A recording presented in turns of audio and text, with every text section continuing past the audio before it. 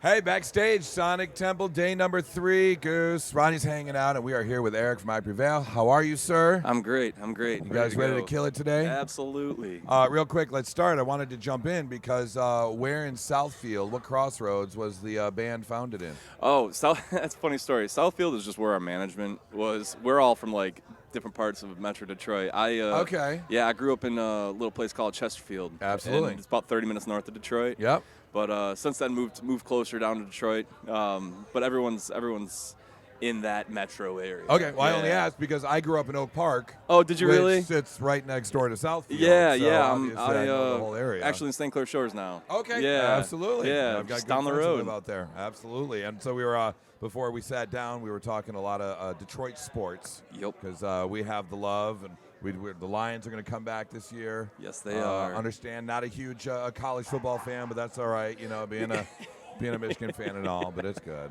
Oh, sorry, Ronnie. Sorry. OH. This is not sports radio. This is the Blitz. We're talking Sonic Temple, and you guys are getting ready to take the stage. And one of the many shows, but this is kind of at the top 20% of what I'm looking forward to see as you guys kill it. Thank you, man. Yeah. Yeah. We're stoked to be back, man. How's it been on the road? I mean, you guys have been doing this a while now, obviously. Well, this is the first show back. We did Parkway Drive. They did their 20-year anniversary tour in Australia, and it was insane. And we were lucky enough to open for them. And then we've just been off the last few months. So this is the first show back after that, and yeah, just ready to go, man. What a way to come back! First show back, and it's Sonic Temple. I know. In the arena on the main stage too. We're so blessed. That's Finally. absolutely unbelievable. So my question for you is, because over the years we've watched you do this, that you are the scream, and it is so controlled Thank you. in everything. How do you kind of keep your vocals from blowing? I mean, how do you do that? It is insane. I mean, you don't even like get bright red or anything. Oh, thank you. Yeah, I honestly, I've been asked that question a handful of times, and I don't know. I truly don't know. I think I just got lucky when I was learning how to do it and just found the right method. There's like it's a muscle memory thing, and it's a muscle that you use, and there's some incredible vocalists out there that have that talent and that gift, and I think I aligned myself and modeled myself after those musicians that I was growing up listening to, and just happened to find the right way to do it, to perform it. And over 5 years in high school and college, at that time frame when I was doing like local bands, I definitely was doing it wrong. And there's a couple days after shows where I was like, I couldn't find my voice again, and I'm like coughing up blood when I'm like driving around going to high school. But I'm like, that was the learning. I was like, oh, that hurts, that's probably not right. But that guy's still doing it. I just saw a live video and he looks incredible. How do I do this? So yeah, Is there a how-to YouTube video? Like, Oh, how now, do you yeah. I think learn? Caleb Shomo actually did a YouTube video on how to scream without blowing your brains out. Oh, Like, yeah. Yeah, I was Really? like, oh my God, that's crazy. Because it's like when you're younger and you're you're enjoying different genres of music and you find the stuff that you really love. Did you start like singing along to some of these other bands that had that vocal absolutely. style, and you just kind of worked on it from there? Absolutely, yeah. That's like back in the day. I was just telling the story. Metallica's "Ride the Lightning" record. Obviously, I grew up listening to Enter Sandman, everything that was on the radio. But eighth grade, I switched schools from a private school to a public school. Made some friends and had my world blown wide open of like, dude, there's this kind of movies and these video games and this music. And one of those Right. things was someone's like, you listen to Metallica? I was like, I know that one song. I was like, here, and they gave me "Ride the Lightning," and hearing like "Trapped Under Ice" and all. Oh my God, that whole record is just incredible. But hearing like James' vocals on some of these songs, you're like, I didn't know you could do this. And then since then it was Linkin Park, and then it was Slipknot, and then it every band in between there growing up were huge influences of just singing along and going, oh, that's how they do. Oh, that clicked in my head. Like, I can do that. Oh, okay. You brought up Linkin Park, and like with the dual vocals, like with you and Brian, like how do you sort of know when to switch and who's doing harmony-ish and who's like how do you guys know what you're doing? I mean, practice. But. Yeah, just in the past, working on the records in the past was just that's what the part called for at the time, and just figuring out as we're going, So what's changed? Because we've kind of watched you grow over the years, and like you said, now day number 3, obviously one of the main days of Sonic Temple, main stage, the arena. What have you seen change with you and the band as you've gotten more popular, you've had more hits, things have started to grow? What changes have you noticed? Internally, I think in the beginning we just didn't know where the ceiling was for this kind of music, and the heavier stuff back then, like 11 years ago when we were starting this thing, it was like, okay, there's certain bands that are like Slipknot, they're massive, they're doing Madison Square Garden and stuff like that. That just seemed like an anomaly, like that type of music and what you heard on the radio back then. What you didn't hear a lot of it, and now as we grew over the next couple of years after our inception and seeing bands that are taking over and getting played on rock radio and playing massive venues and playing amphitheaters and headlining these winter stages and headlining these massive festivals, and they're not the same rock band. They're not just the same, like, I don't know how, like, yeah, I don't want to say band names and like make it seem like a negative, but like you weren't seeing the extreme sides of rock and metal. And over the few years, you start seeing more and more growth with these bands. So when we start writing the next record, we're like, okay, well, Lifelines was a little more played it safe. When we went to do Trauma, we're like, all right, let's down tune the guitars on this song a little heavier, and let's make this breakdown section last a little longer. And my vocals, instead of just going down the middle of the screaming, let me add some layers and let me do some lower gutturals or some higher stuff, and it did well. So in the next record, in the next cycle, just trying to push the envelope a little bit. So say lower gutturals one more time. Lower gutturals. Yeah. Well, and I will say, because your music does, it covers different genres. Like, of course, there is nothing bad to say about Metallica. Absolutely. But they're a rock band, and they rock out. You guys, you jump rope. You cross genres, which, there are a handful of bands that do it, but it's not easy. And to do it well, like you guys, there's only another small group of bands that can do that and cross those genres all the way from hip hop all the way to the low gutturals, as you put it. Yeah, thank you. I mean, that was it. Just shows the collaborative effort of us in the room writing, is that we all grew up on different stuff, and even now, like I'm going from, just throwing bands out there. Chris Stapleton. I listen to Chris Stapleton to the next minute on my playlist is like Whitechapel or death metal or whatever. It's just from all over to, and I think the age we all grew up in the new metal era, and that you saw, you just pick 4 or 5 bands that were in the new metal class of whatever year. You have like Mudvayne, you have Linkin Park, you have Slipknot, you have Limp Bizkit, and if you say they're all new metal, but they all are super, like, have their own identities, right? Absolutely. One's a little more hip hop, one's got a little more melodic sense to it.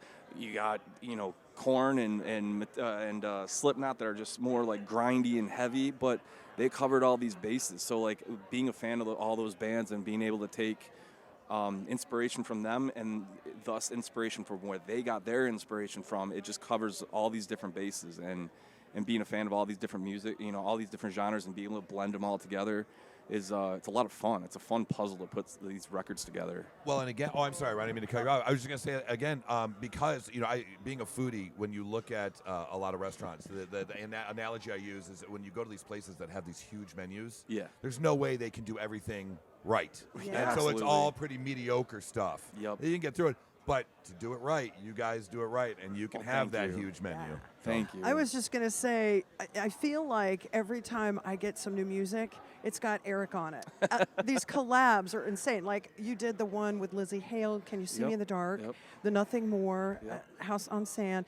The one thing about the Lizzie Hale song with Hailstorm that I loved, and I didn't see coming, was when you guys played Incarceration last year, you did it twice. Yeah. I goosebumps just thinking about it. Oh my God, it was so amazing. So like I'm watching you guys play, and I'm like, oh shit, yeah, that's awesome. Oh my God, they're doing the song. And then Hailstorm, and then you came out. When Yep. Hailstorm played, I go, Yeah. they're doing it again. Yeah. What made you guys decide to do that? Well, yeah, it wasn't really anything I think that we like talked or planned about, but we did that co-headlining tour, and every other night we'd flip, and whoever was headlining, that band would play, and the other artist would come out for. And obviously, we had a couple festivals or bigger shows on that run, and I think it was just like days before. They're like, hey, who's gonna play? I don't remember who brought it up, but it was just like, why don't we just both do it? And because when we wrote the song, when we worked with them, we had this like instrumental we started, and like we didn't have like a clear vision for it, and then we had this opportunity to collab with them, so we sent it over to them.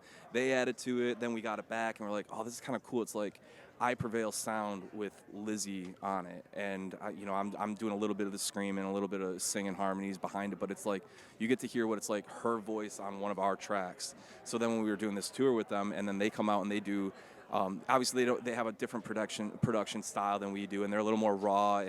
But to be able to take the song and hear it in a different light, like when we play, it's got our brand on it, but when they play, it's got their brand on it. And to have that opportunity for a fan to have that opportunity to hear both, like just the little differences of each was. I thought it was really cool. And I'm glad people like you guys liked it. It was amazing awesome. Good. I mean, love it. And so with the thought of all these collabs you're doing, are there any more that we'll be seeing? There is. I can see it on your face. I got nothing. No, there's a band. It's not for sure. They reached out and I heard the song. I really like it. So. We'll see if that goes through. And then there's this band that I'm a big fan of, and I may have reached out to them. I was like, hey, I heard you're going to the studio. Put me on. So we'll see if that comes to fruition. All right, so real quick, I have to know two things. One, where it came from, who was the instigator, and two, the instant, the 10 seconds after the bomb was dropped when whoever it was walked in and said, guys, I got an idea. We need to color Taylor Swift. We need to do a Taylor Swift cover. Who came up with that, and then what happened afterwards? Because I'm sure it wasn't like instant, yeah. There had to be a moment of, wait, what'd you say? So we had the EP, and we spent all year, like, working on this thing while going either we're in school or working our full-time job and going to the studio back and forth working on it. And then right before we put it out, we're like, we should do a cover. We should do a cover just to, like, people don't know who we are. No one has no idea what I Prevail is. No one knows what that is. So we need to have something to get people's attention. And after doing some looking around, and there was no big, obvious answer to, like, who we wanted to cover. There's no music that we're like, oh, a new Katy Perry record or a new Snoop Dogg record. There's just nothing that we're like, oh, that's it. And mind you, remember, this is like, 10, 11 years ago. Right. I don't know how. But we found a leaked version of Taylor Swift's record somewhere. I don't know where. But it got into our hands, and Shake It Off was already a song, was already a single.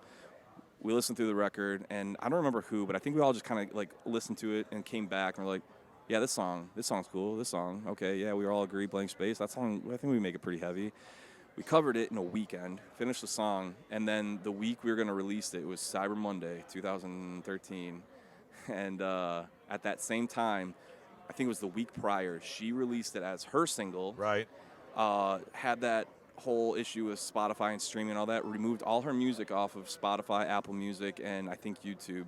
Maybe not YouTube, but if you heard the song Blank Space on the radio and you're like, oh, I like that song, that new Taylor Swift song, let me look it up, Blank Space on Spotify, we were the only band to come up. That's awesome. What a marketing. We were so lucky with That's timing. It takes, I've said this to people when they ask, what does it take? It obviously takes some skill, it takes practice, it takes timing, but there's also this chunk of luck. You just got to have that luck, and we were freaking lucky, man, that whole dispute happened at that exact time. Moment, right. And she picked that as her single at that time. Yeah. And we were the only band that covered it that quickly. So it was just happenstance that all fell into place. And when so and so is just driving down the road and hears on the pop station a new Taylor Swift song, they go on Spotify. I'm like, oh, no, yeah. We were the only one. So it's just that was crazy. How I cool. love that. I Yeah. didn't know all those details. And all Yeah, that, I just all started the sharing that story things. recently. I haven't That's so we haven't really cool. told many people. So I love the videos you do on stage. You know, you guys are all over TikTok. You're so funny. You are freaking hilarious. So I have to ask, when do you know it's time to let your locks fly? Because there's times on stage your hair's tight and you're getting it, and then I turn around, I don't know, tie my shoe, and I look up and your hair's like, bah, and I go, yeah, that's what's up. Like, 9 times out of 10, I go out on stage with my hair down, and then it's like, okay, there's either a part in the set the wind's blowing and I swallow a bunch of hair while I'm doing a part. I'm like, that's it, it's going up, and then like near the end of the set, I'm like, it needs to go down. It doesn't look good, but yeah, it's a 90% of the time it's down until it's pissing me off, and then it's got to go up for a minute. But you take that deep breath to get that next scream out, and you're like, yeah, dude, the hair's just tickling that little dangly thing in the back of your throat. I'm like, you swallow it, and you're like, and anyone listening right now that's got a gag reflex, hear me gag. I'm sorry. That's that new low guttural sound. Yeah, that is amazing. Well, I would never want to purposely like rub it in anyone's face that isn't at Sonic Temple today. But what are people going to get here in a little bit on the main stage? Oh man, they're getting a good show. We're so excited. Like I said, it's been about 7-ish months since we played a show, and that was a direct support slot. So it was like, I think it was like 50 minutes, and we got a good tight 50 minutes, and now we're back up here with about the same time, and it's just been like, okay, we know the set that we got. It's gonna work. It's gonna be fun. We know we just did it 7 months ago, but it's been so long that it's like, oh, we're itching to get back. So we got the energy. We got some pyro. We might have a little cover medley little thing in between songs that I'm really excited to play because they're some of my favorite songs. But cool. yeah, can't spill the beans just yet. But you'll find Absolutely. it on YouTube, I'm sure.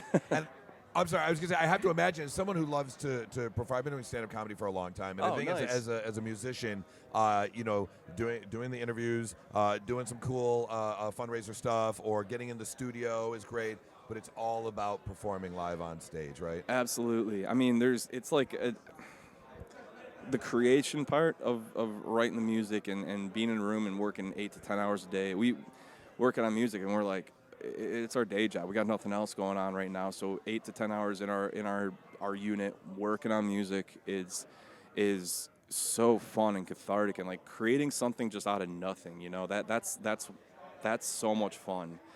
But on the other end, it's exciting. It's not like we have a job where it's like, oh, this is fun, and then you just got to put up with this. We get to do this one thing with one half of our brain, and then we go on stage and activate the other half of our brain, and really just put on a show that I'm a diehard music fan. When we're not playing shows, I'm going and seeing shows.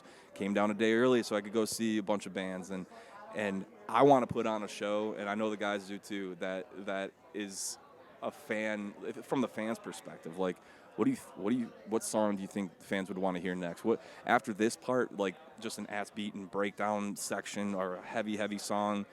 Should we do another one? Do you think kids would want to just continue on with? Yeah, let's do that. Let's do that. You know, so that's my favorite part, is building the set and then going out there and just seeing kids when in their faces light up when I don't announce the song. We just go, and people are like, oh, they're doing the song. You know, that's I see that, and then it gets me going. I'm like, oh yeah, let's go. When you look out into the crowd, what's the craziest shit you've seen happening in a festival or at a concert? Because you've got to see everything from right there. Walls of death, circle pits, crowd surfing, that's all fun. I love finding the one person wearing the banana costume or the Mario outfit or the gorilla costume or whatever it is, and then calling them out. And like, we have a part where we start the song with a circle pit, and I'll find the most like obnoxious costume or someone that stands out, and I'll like tease and jab at them for a minute, but I'm like, you're my pit troll. Start the circle pit. Run, and get them going. Just seeing one person start a circle pit in like a fully like a big crowd, and just seeing it all widen out. And this one person's running. Then there's 12. Then there's 27. Yeah. Then you got the whole. And then we start the song. That's cool. Seeing like energy come from nothing, and all of a sudden now there's a pit. That's fun. The craziest thing I witnessed, I didn't see it fully happen, but I saw the after. I won't say the festival. It was years ago. the people that wear the big spiky.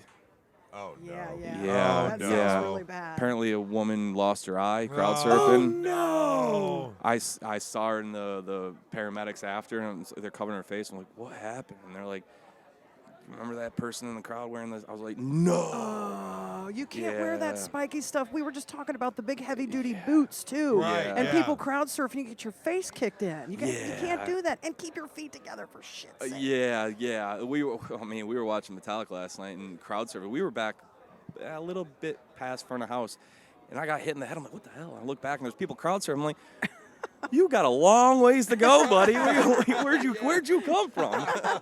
Did you happen to see the video? And we talk about the whole like wall of everything and everything. Okay. There was a girl. It was like a venue that was probably about 1,500 people, and there was this girl, and she did not look like she belonged at a metal show. And she had like a skirt on and high heels, and she's just standing there, and she's taking selfies, and the crowd had split to do the wall. And she's standing there, and all of a sudden they do the wall, and she just disappeared. And I'm like, I watched it 100 times. I go, where the fuck did she go? I didn't see that, but I love seeing people just get deleted in the pit. They're just there, and they're like, oh yeah, I'm king shit, like no one's around. And then you hear go, or you hear the fourth China blast, and then the crowd runs, and then you're watching, and then the crowd kind of opens up where that person was, and there's no longer a person there. Like They're deleted. They're like gone. the Thanos snap. Just Yeah. bing, gone. Right on. Instant gone. That is amazing, Eric. I mean, thank you so much Of for your course. time, and I cannot wait. Like I said, I'm heading on over. Ronnie, you may have to handle the rest of the interviews because I gotta Gotta get go see, over man. there. Yeah, gotta I get know. over. Hell So, yeah. absolutely kill it. Thank you. Nothing but Detroit love for Hell me, yeah. anyways. Hell yeah, I love baby. Detroit. I got love for my friends. Yeah. There you go. Detroit, baby. Dan, dan, dan, dan, dan, dan, dan. Absolutely. I'm not going to go that far. Damn. Can't wait to see you up there. Can't wait to see what the show's Hang all on, about. Snoopy, hang on. O-H. Eric, I Prevail. Oh. Check him out. Make sure if you're here, you got to get to the show. Eric, thank you, man. Hey, much love. Thank you, guys. Ronnie, Goose, 99.7 The Blitz.